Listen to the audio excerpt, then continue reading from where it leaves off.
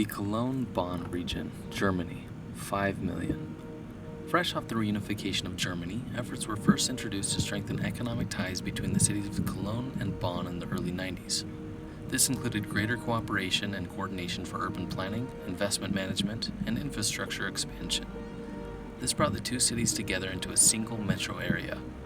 This is a major cultural and historical region of Germany with one of the highest numbers of museums per capita in the world.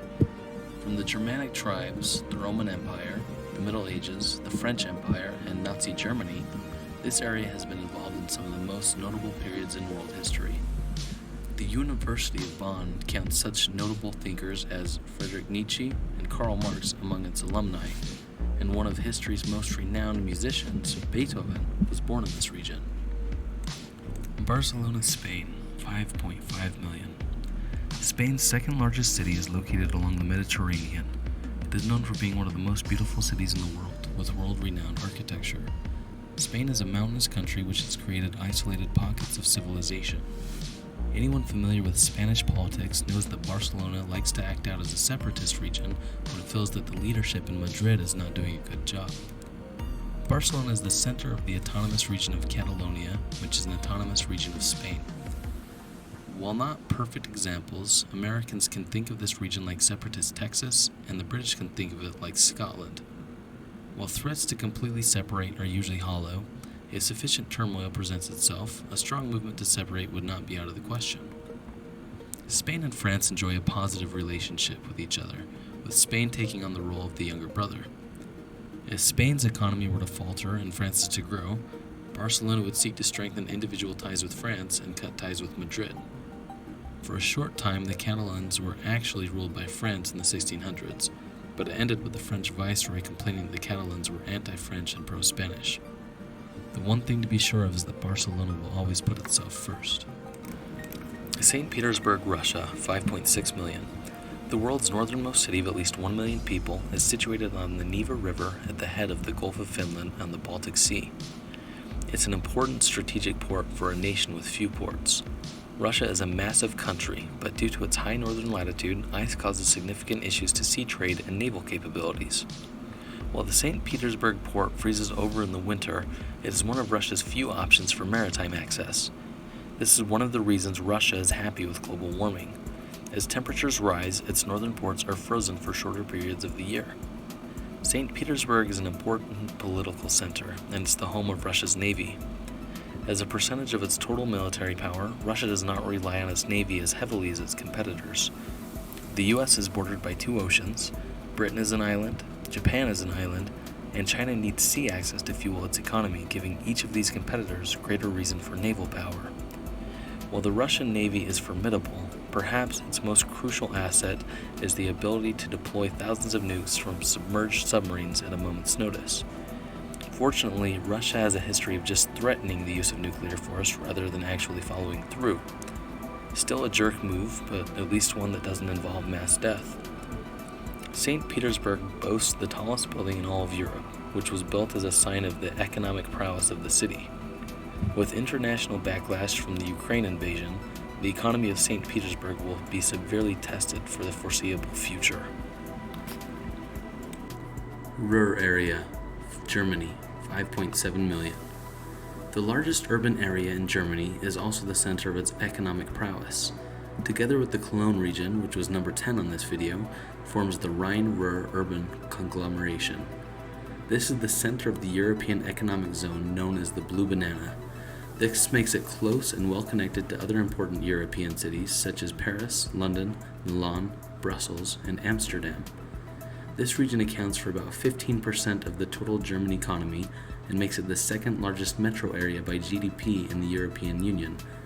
Dominated by finance, technology, insurance, and multimedia companies, large corporations are headquartered here and take advantage of the economically crucial German inland water transport system. Water transportation is much cheaper than overland transportation, fueling economic interaction. After the horrors and devastation of the Second World War, West Germany was brought into the new globalized economic system provided by the Americans. The Rhine-Ruhr region was the obvious choice to focus rebuilding efforts on to bring the German economy back online. For the last 70 years, Germany has focused on being an economic powerhouse rather than a military force. As the biggest economy in the European Union, German, and therefore European stability, relies on Germany being able to export its high-quality products out to the wider world. Germany is one of the oldest nations in the world with a very small young population. This means that it cannot consume what it produces as an economy. This is the primary concern for Germany's economic heart moving forward.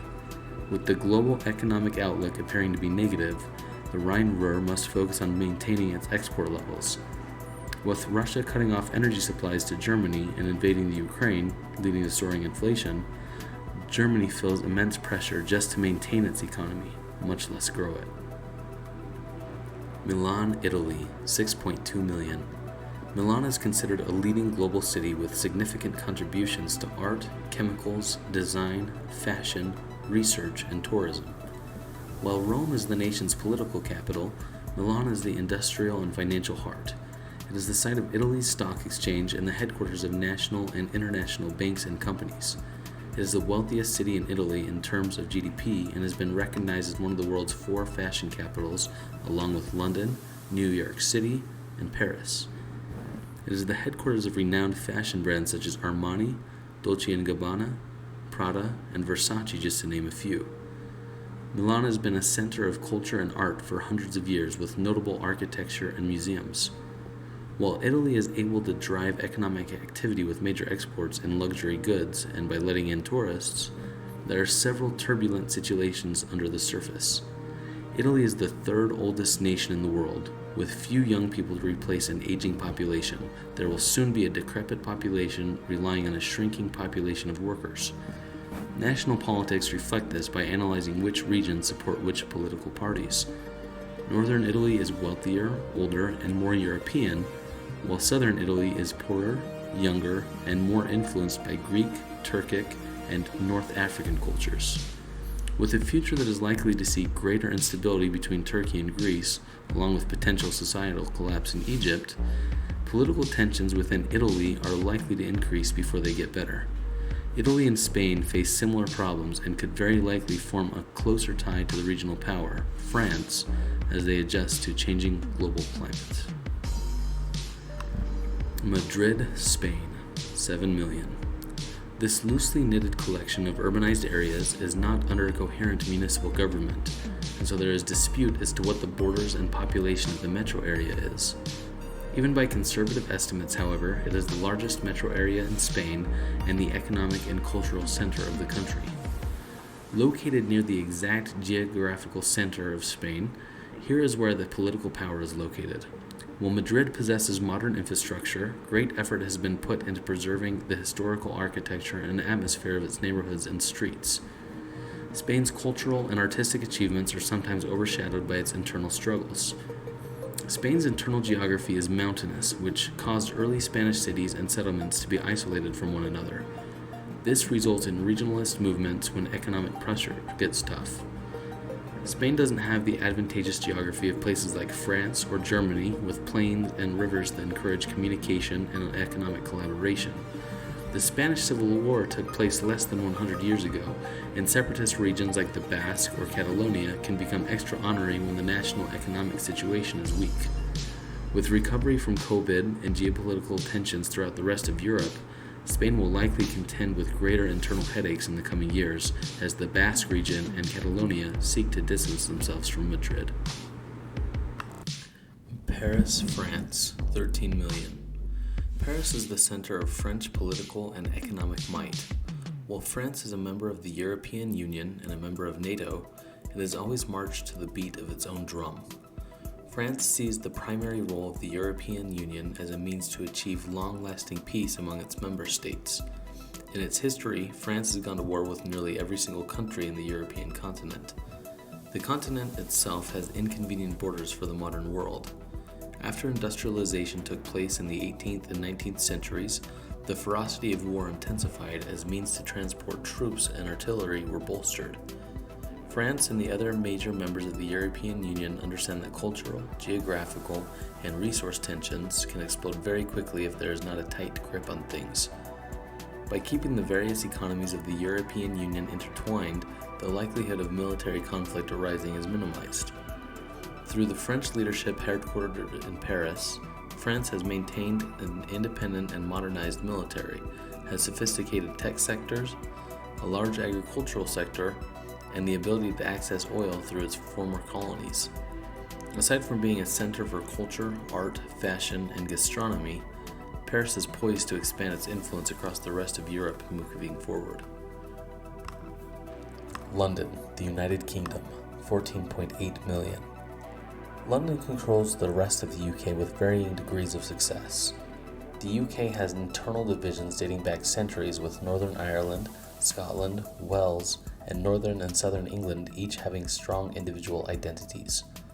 When patriotism is high and the country has high levels of unity, it is able to turn its gaze outward toward Europe and the rest of the world. London is the cosmopolitan and financial center of the region and has significant sway on domestic and regional politics. With the majority of the financial and technological power of the UK centralized here, London very frequently gets its way when it comes to making national decisions.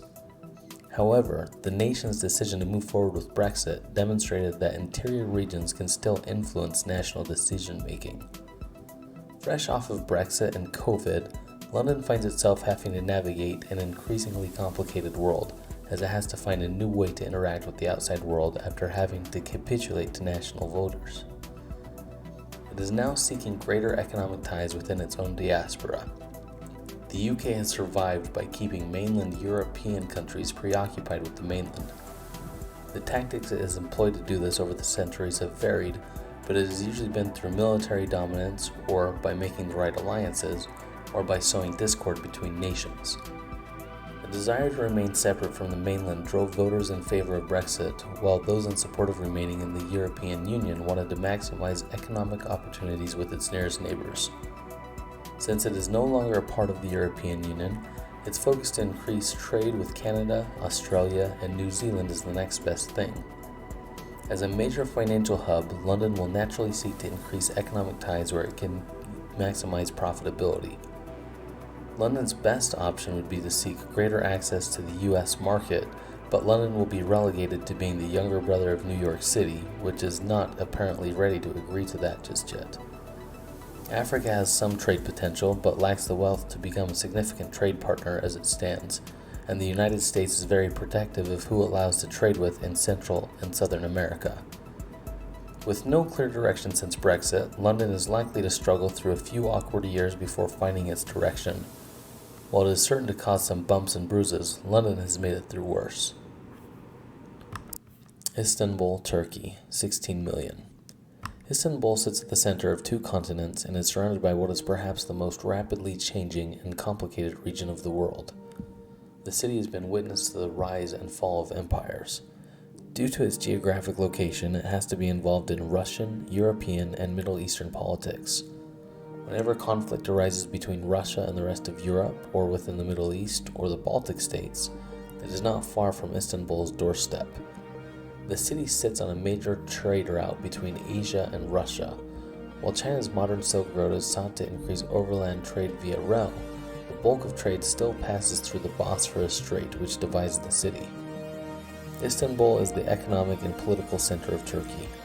Turkey has a formidable military force, and as geopolitical tensions flare up in its immediate vicinity, it may be forced to intervene.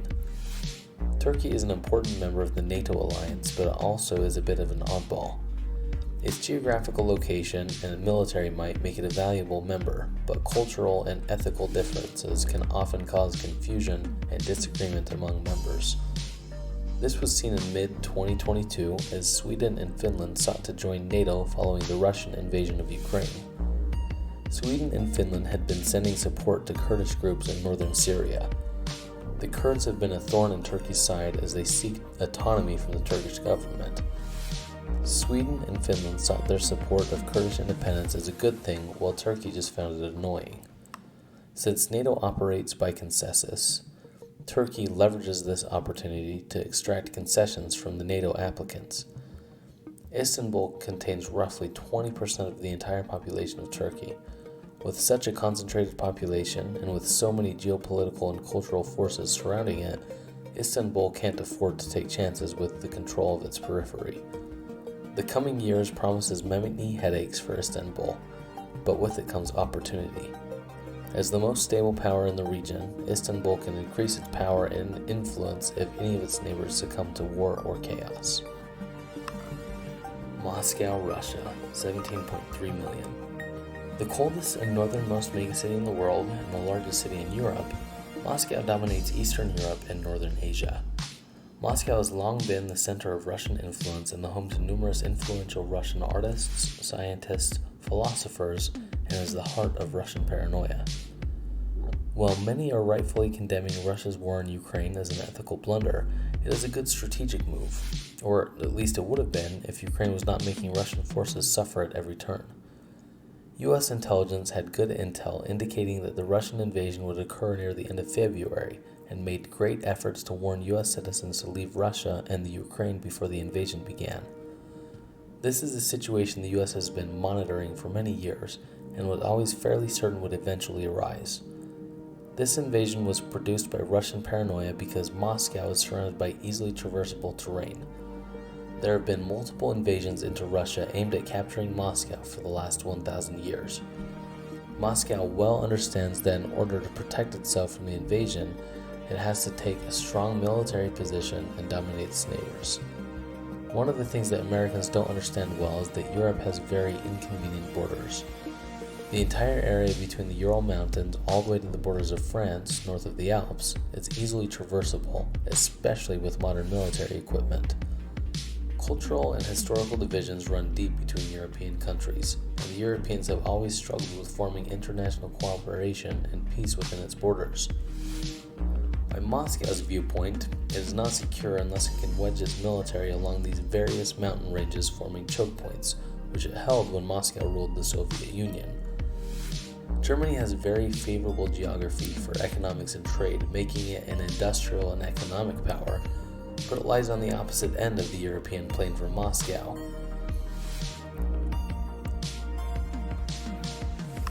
Germany has prevented ocean access by the British when they're not getting along, and borders France, which has been a formidable military power for much of the last millennium.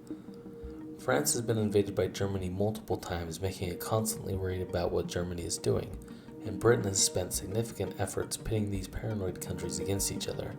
By the way, it sucks to be Poland lying in the middle of all of this insanity.